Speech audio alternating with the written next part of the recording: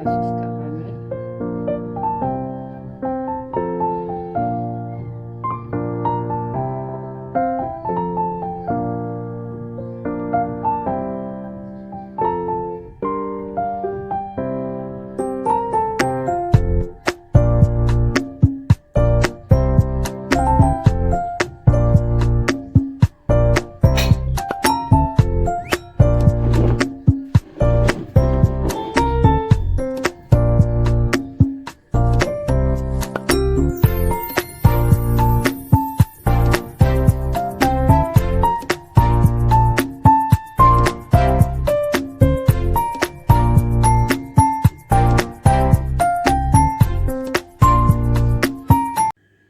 الناس صباح الخير عليكم، كنسبحتوا على خير يا ربي. كنتمنى كلكم تكونوا بخير وعلى خير، ومرحبا بكم عندي في القناه. اليوم جبت لكم حاله جديد او حلوه جديده او طاقه جديده، هي حاله ديال الخشخش. خشخش هاد الطريقه هاد اللي هاد الشعريه الباكستانيه ملي كدير خشخش خصوصا في العضه وداكشي اللي سماوها خشخش. عندي الشعريه الباكستانيه، عندي 100 غرام ديال الكريم شونتي. انا ما كناخذش بباكيه، انا كناخذ بالعبار. عندي 100 غرام. عندي جوج فلون 50 غرام ديال الكراميل. عندي لا كريم فريش. عندي نيسلي كراميل، انا اللي ديجا درت لكم في القناه هو اللي غندير. عندنا 4 ديال الفرماجات لافاش كيري ولا اي فرماج عندكم في الدار، 4 القطع. عندي بسكوت مالح. عندي حليب باش نغطس فيه البسكوت. عندي كاس ديال الحليب. نبداو هذه ما نصاوبهاش دابا، نخليها حتى الاخر عاد نوريكم الطريقه كي غندير ليها. ندير ديال الخليط ديالنا نديرو في الثلاجه حتى نجبدو، عاد نصاوب لكم هاد الشعريه هادي. غندير هنا الفلون، كتجي زوينه هادي.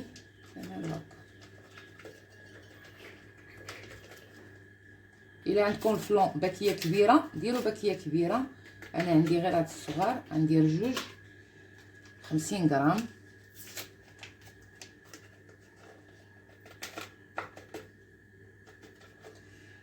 غندير جوج معالق على حسب الذوق ديال نيسلي كراميل.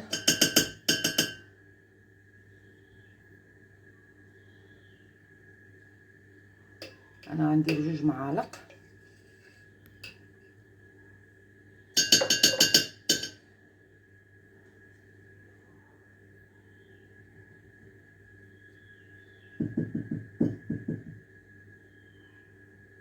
حيدوه. غندير هاد القطع ديال الفرماج 4. غندير هاد الكريم فريش.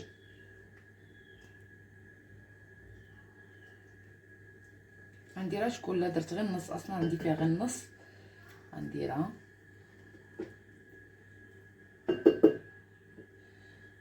غندير الحليب، كاس الحليب. كتجي زوينه ولذيذه البنات، هذه غتعجبكم، جربوها. انا ديما كنديرها. وغنطرب كلشي تخلط لنا.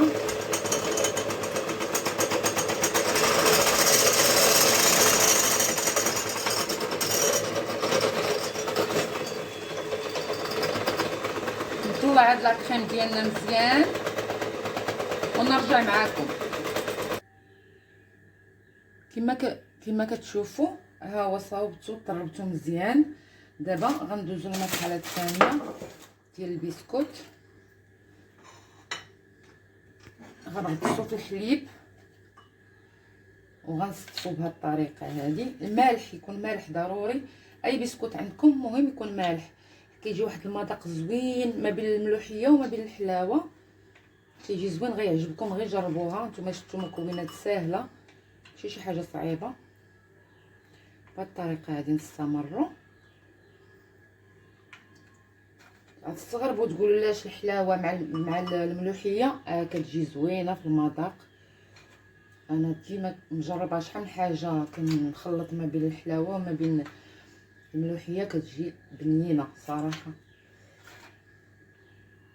نستمروا بهذه الطريقه هذه، نستفوا البلاطه ديالنا كامله.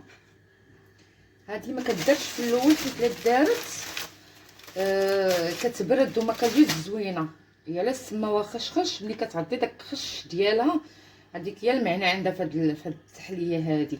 يعني من الاحسن تندخلوا للثلاجه ونخرجوها عاد نديروها ونقدموها ضروري. كملوا بهذه الطريقه ونرجع معكم. كما كتشوفوا انا استفدت بالبسكوت. غندير طبقه ديال هاد لا كريم نوزعها كامله على البسكوت بهذه الطريقه، غير بشويه باش ما يطلعش معنا هاد البسكوي كما كتشوفوا.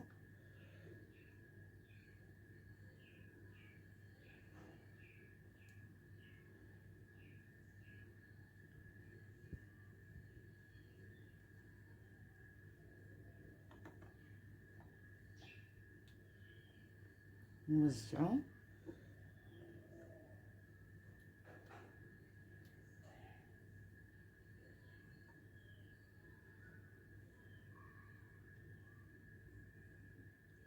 حاولوا تشدوا بيديكم باش ما يطلعش معكم هذا البسكوي.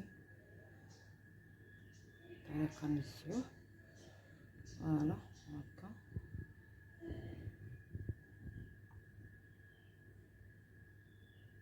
نزيدو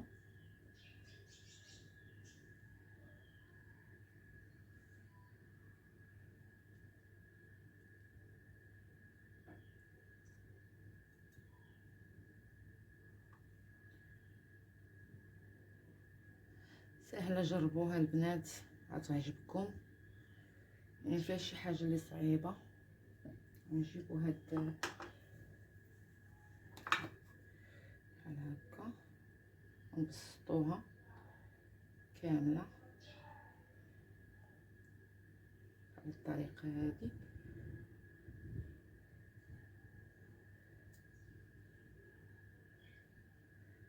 اي مول عندكم ديال الزاج ولا شي حاجه، انا اختاريت نديرو هنايا.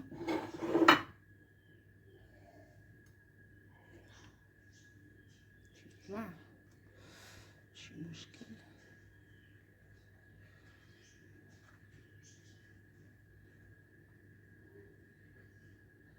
طريقه نوزعو هذا كيجي متساوي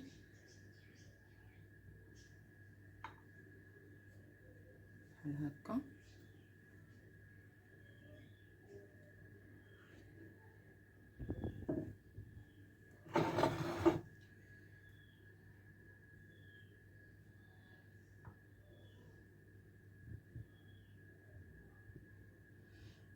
دابا ندوزو نغطسو، عاود نديرو الطبقه الثانيه ديال البسكوت، عاود نلصقو ثاني بالحليب نلصقوه نثبتوه، يعني تثبتوه مع هذا الكريم بهذه الطريقه. كيجي بنين. عرفتي الملوحيه مع الحلاوه والله العظيم لما كيجي زوين. بهذه الطريقه هذه نستمروا تنكملوا ونرجع معكم. كما كتشوفوا انا درت طبقه عاود ديال البسكوت، غنبسط ثاني لا كريم.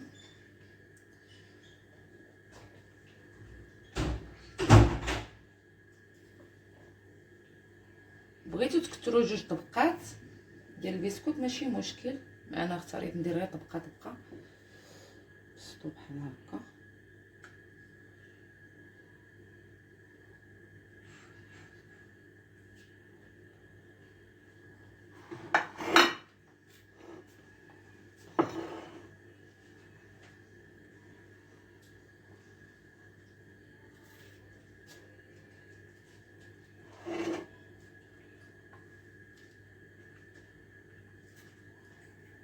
ضروري البسكوي غيلصق معاكم ماشي مشكل. بسطو بهذه الطريقه.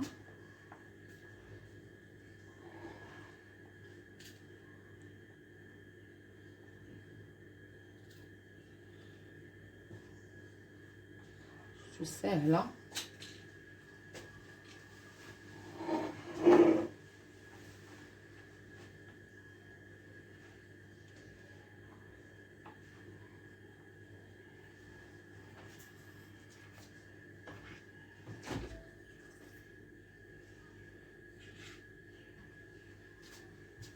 نزيد هادو الشناب، خصني يجيني طبقه متساويه.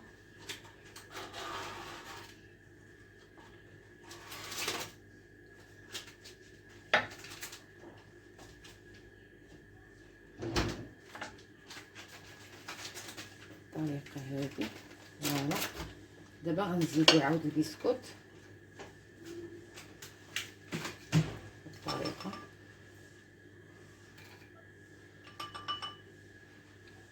تدخلوا للثلاجه تخليوها واحد 3 سوايع ولا 4 سوايع، نجبدوها عاد نحمروا هاد الشعريه الباكستانيه. نوريكم الطريقه كي غندير ليها. انا كنحمرها بشويه ديال الزبده، معلقه ديال الزبده باش تعطينا داك اللون ذهبي. حتى في البنه كتجي زوينه مع الزبده، كتجي زوينه. نستمر بهذه الطريقه ونرجع معكم. كما كتشوفوا دابا انا درت طبقه ديال البسكوت. دابا غنكمل هذا الخليط كله غنديرو هنا، غنبسطو مزيان. هذه هي الطبقه الاخيره.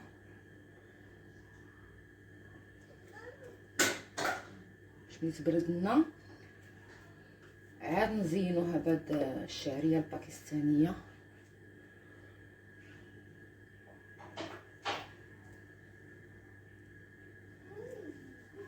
الطريقه هذه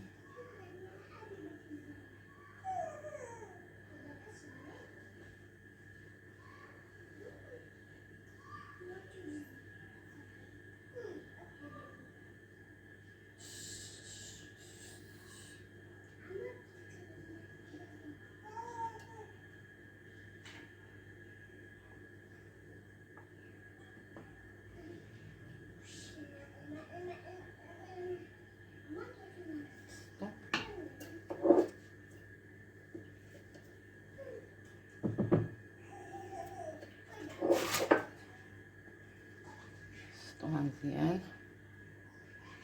مخليوش هذا يضيع لنا.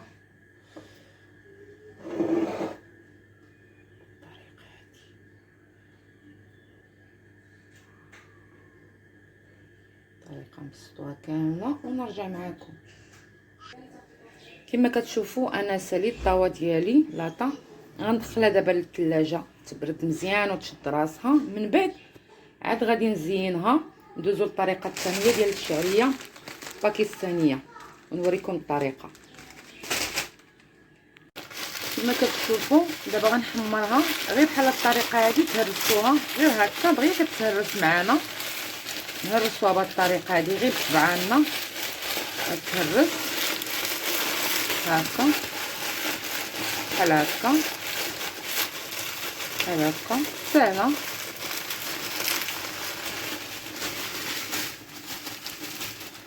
وغنديرها وغنحمرها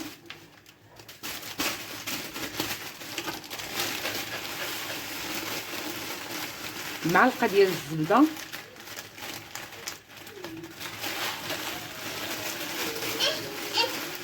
عاد نزوق بيها.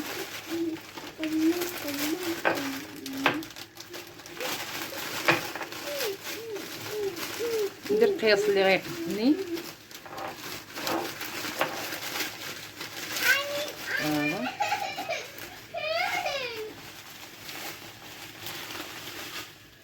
شوف بحال هكا نهرسوها، ضروري خصها تهرس ما تبقاش طويله.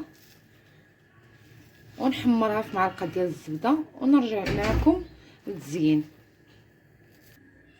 كما كتشوفوا خرجت التحليه ديالنا من الثلاجه. ها هو حمرت هاد الشعريه الباكستانيه معلقه ديال الزبده. درت الباكي كامله فيها 200 غرام، يلاه تقدني يعني ما درتش غير نصها، زدت هذيك كامله. دابا نزينها. شوفوها كي غتجي صراحه لا شكلها ولا مذاق، كتجي زوينه. اذا جربوها وسهله.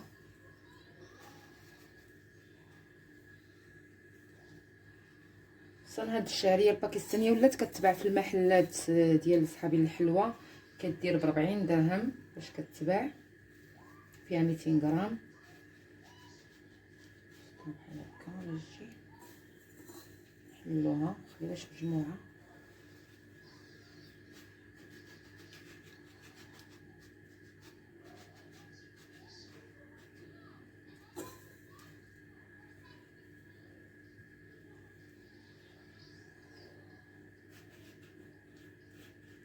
الطريقه هذه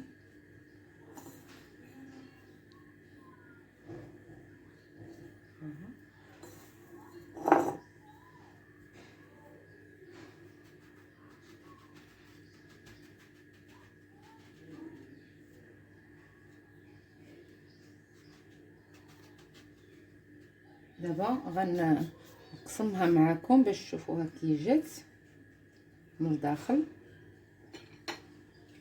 نقسموها بالطريقه هذه. سمعتوا داك الخش ديالها، هذيك هي اللي عليها العمل.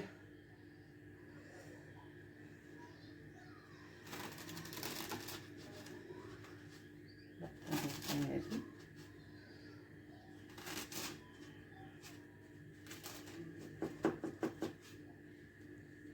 فوالا غنهزوها دابا.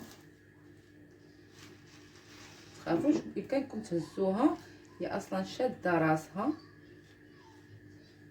شفتوا كي تجي شي رائعه صراحه، غير جربوها غادي تعجبكم.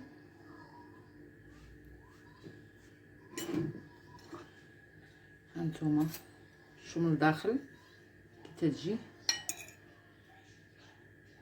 زوينه. ما شهيتكم فيها البنات، كنتمنى انكم تجربوها وديروها، غادي تعجبكم.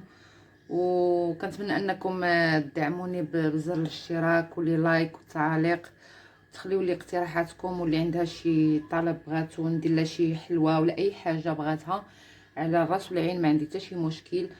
دنيا هانيه. وكنتمنى الحلقه ديال اليوم تعجبكم وتنال اعجابكم، والحلقه الجايه ان شاء الله، فيديو الجاي ان شاء الله. باي باي، شكرا.